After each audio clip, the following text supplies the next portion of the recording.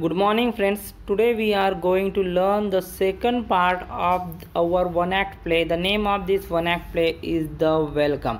Okay, in the first part, what we had seen, we will take a short review on that. In the first part, the main character of this one act play is Chatur Bhoj, who had came from Calcutta after passing his MA examination, and he was thinking that everybody from the village will very much happy with his success and talk about his success. But when he enters with his Afghan cat in the village, all the people who met him only talking about the cat and not about his success, and because of that this type of questions he feel very irritated and frustrated, and he wants to live for his home.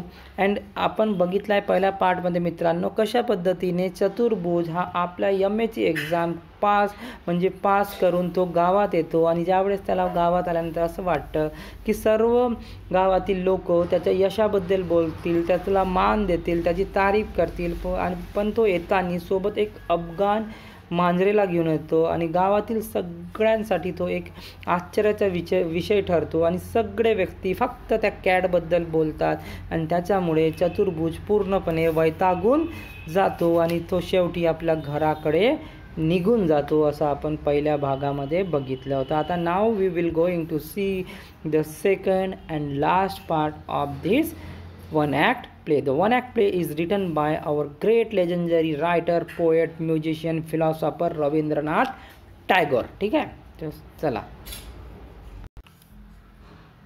second part, second scene inside चतुर्भुज house. चतुर्भुजच्या घरचं आतमधलं हे scene आहे. Made म्हणजे मोलकरीण लिहू शकता तुम्ही तिथे. ठीक आहे, मोलकरीण. ठीक आहे. Said mother Dada Babu has come home in a blazing temper. Blazing temper म्हणजे व्हेरी हँग्री टेम्पर, म्हणजे खूपच रागात. इथे तुम्ही बघू शकता इन अ ब्लेझिंग टेम्पर म्हणजे खूपच संतप्त म्हणजे वातावरणात किंवा मूडमध्ये ते आपल्या घरी परतलेले आहे असं ते म्हणतात. Mother said what is the matter. आई म्हणते काय विषय आहे, काय झालेला आहे. व्हॉट इज द मॅटर, कुठला विषय झालेला आहे. Made say I don't know, म्हणजे मला माहीत नाही. आणि तेवढ्यात कोण घरात येतो, चतुर्भुज. लिटिल बॉय सेड दादा can I have this cat. आणि घरी असलेला जो लहान मुलगा आहे तो त्याला म्हणतो चतुर्भुजला, दादा का मी ह्या कॅटला घेऊ शकतो. चतुर्भुज स्लॅप्स हिम हार्ड. चतुर्भुज एकदम जोरात त्या मुलाच्या थोबाडीत मारतो, असा जोरात. स्लॅप्स म्हणजे मारणे, थापण मारतो. Cat the whole day long is it. पूर्ण हा जो आजचा दिवस गेला याच्यामध्ये फक्त मी कॅटच ऐकत आलेलो आहे, आणि त्याच्यामध्ये तो खूपच संतप्त झालेला आहे असा त्याच्या वागणुकीवरून कळतो. Mother said no wonder the poor boy is angry. म्हणजे याच्यामध्ये कुठलंच आश्चर्य नाही आहे की हा गरीब मुलगा खूप चिडलेला आहे. He comes home after such a long time and this brats start annoying him at once. आणि हा जो आहे he comes after a long time, तो खूप दिवसानंतर घरी परत आलेला आहे. आणि हे जो ब्रॅट्स म्हणजे खोडकर मुलं आहे, त्याला आल्यानंतर लगेच त्याला त्रास झाला, त्याला राग आणायला सुरुवात केलेली आहे. अनॉइंग म्हणजे राग आणणे. ब्रॅट्स म्हणजे खोडकर मुले. हे खोडकर मुले काय करताय, त्याला संतप्त करताय, त्याला राग आणत आहे, त्याच्याशी असं बोलत आहे जो त्याला आवडत नाही. To Chaturbhuj let me have the cat son. आणि नंतर ते चतुर्भुजला म्हणते की ह्या कॅटला माझ्याकडे दे. I will give it some rice and milk they have put by. मी जो साईडला जे काही थोडासा भात आणि दूध याच्यासाठी काढून ठेवलेला आहे तो मी याला देते, अशी चतुर्भुजच्या त्याला म्हणाली. Here we can see a picture of Chaturbhuj. The face of Chaturbhuj we can see he is looking very annoyed. तो खूप चिडलेला इथं दिसत आहे. And his mother is holding the cat and the other kids are very happy to see the beautiful cat. आहे की नाही. आपण इथं ते चित्र इथं बघू शकतो आणि त्याच्यावरून अंदाज आपण इथे लावू शकतो की चतुर्भुज किती चिडलेला आहे आणि त्याच्या आईच्या हातात ते सुंदर कॅट आहे आणि बाकीचे मुलं उत्साहाने त्यांच्याकडे बघत आहे. ठीक आहे, पुढे बघूया. चतुर्भुज फ्युरियसली म्हणजे एकदम संतप्तपणे, एकदम रागाने तो म्हणतो, here mother you can have the cat and feed it all you want.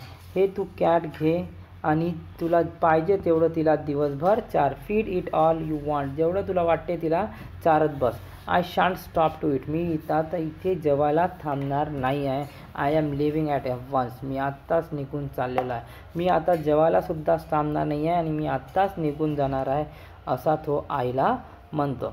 Mother plaintively म्हणजे एकदम इन अ सॅड टोन, म्हणजे एकदम रडक्या आवाजामध्ये आई म्हणते. प्लेंटिवली म्हणजे दिला इथे इन ए सॅड टोन म्हणजे रडक्या आवाज किंवा कंप्लेनिंग म्हणजे त्याच्याशी कंप्लेंट त्या वेमध्ये ते म्हणते. Why make you such a thing, तू अशा गोष्टी का करत आहेस, तू अशा गोष्टी का बोलत आहेस. Your meal is ready waiting dear, तुझं जो अन्न आहे, तुझं जो जेवण आहे ते तयार आहे आणि आम्ही सगळे तुझी वाट पाहत आहे. You can sit down to eat as soon as you have had your bath, म्हणजे तू अंघोळ कर आणि लगेच तू काय कर, जेवायला बस, अशी त्याची आई त्याला म्हणते.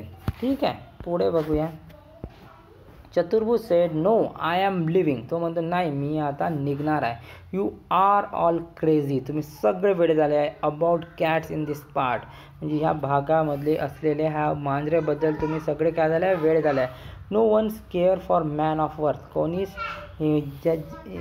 No one cares of a man of worth, म्हणजे ज्याची पात्रता आहे त्या मनुष्याबद्दल कोणीच विचारत नाही. मी एवढा पात्रधारक व्यक्ती आहे, एवढा योग्यतेचा व्यक्ती आहे आणि त्याच्याबद्दल कोणीच काळजी करत नाही आहे. किक्स आउट द कॅट, आणि तो त्या मांजरेला एक लाथ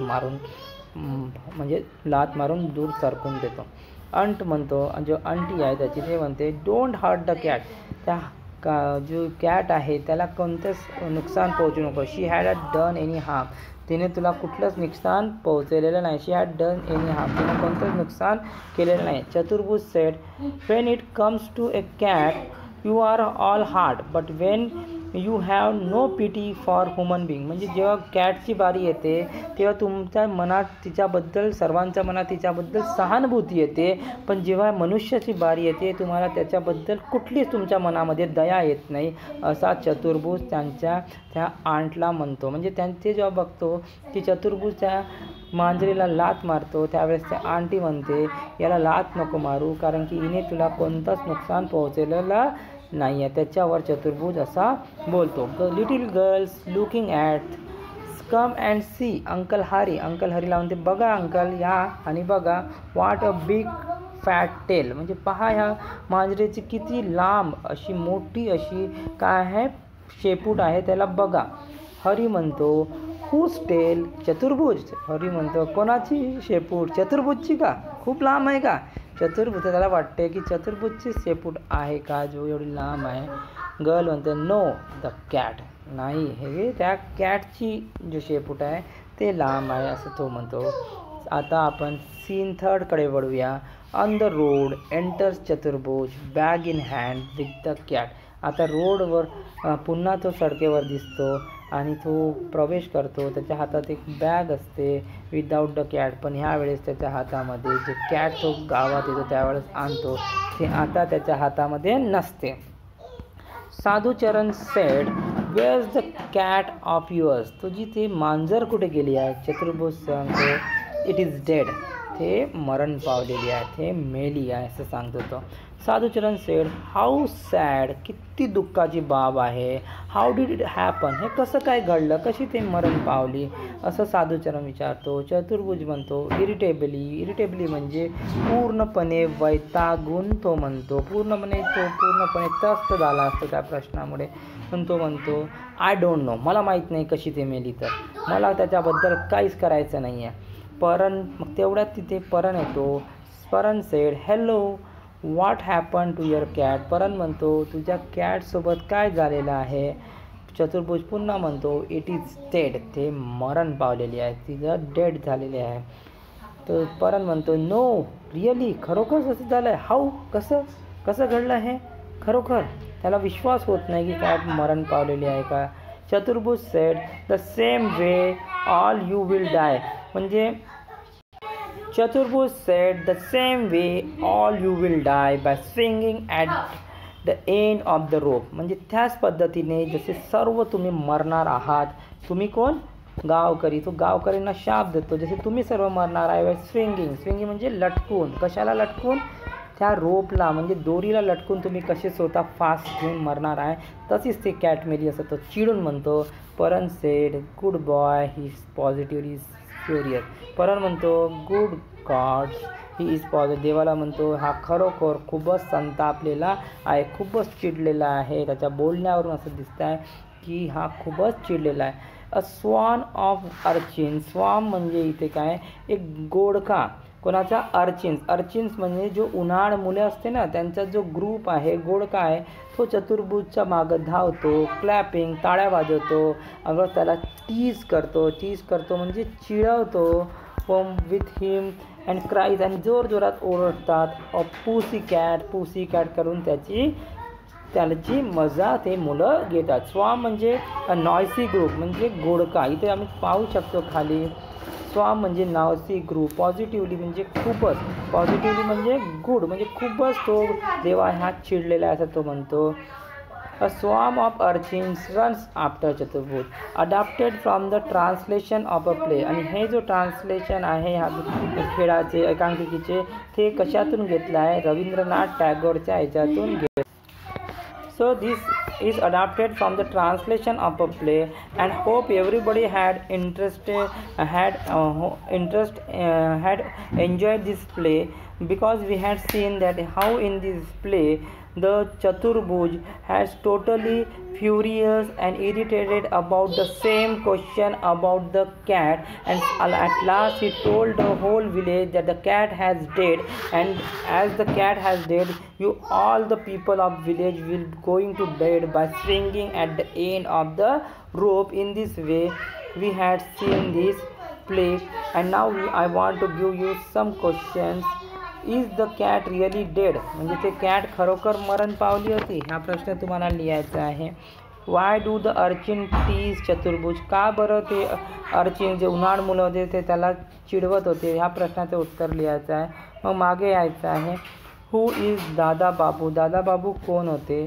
वाय डज चतुर्भुज get angry with his mother. चतुर्भुज का आपल्या आईशी चिडलेला होता?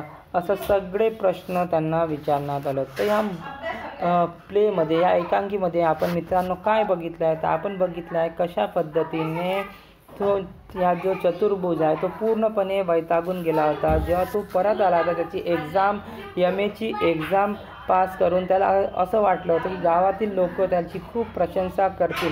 पण गावात जेव्हा तो येतो त्या अफगाण कॅटनंतर तेव्हा पूर्ण चित्र बदलून जातं आणि सगळे लोक त्याला तशी फक्त त्या कॅट विषयी बोलतात आणि त्याच्यामुळे तो पूर्णपणे वैतागून जातो.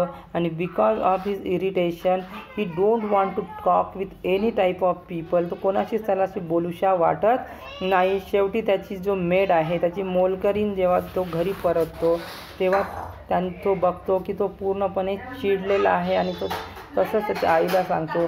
आईसुद्धा त्या कॅटबद्दलच विचारणा करते आणि त्याच्यामुळे तो असा म्हणतो की मी आता हे गाव सोडून जाणार आहे. आणि शेवटी त्याला जेव्हा तो जातो पुढे तेव्हा त्याला परण आणि साधुचरण विचारतो कॅट कुठे आहे. तेव्हा तो सांगतो की ते कॅट जो आहे ते मरण पावलेली आहे आणि तुम्ही पण सर्व एक दिवस असेच मरणार आहेत असं तो म्हणून तो गावातून तो निघून जात असताना ते गावातील उन्हाळ मुले त्याला चिडवतात. तर असा हा इंटरेस्टिंग प्ले होता. त्याच्यात मिसअंडरस्टँडिंगमुळे कशा पद्धतीने लोक त्याच्याबद्दल न विचारता त्या कॅटबद्दलच विचारणा करतात हे आपण या प्लेमध्ये बघितले आहे मित्रांनो. ठीक आहे, तर हे होमवर्क करून घ्या मित्रांनो. ठीक आहे, धन्यवाद.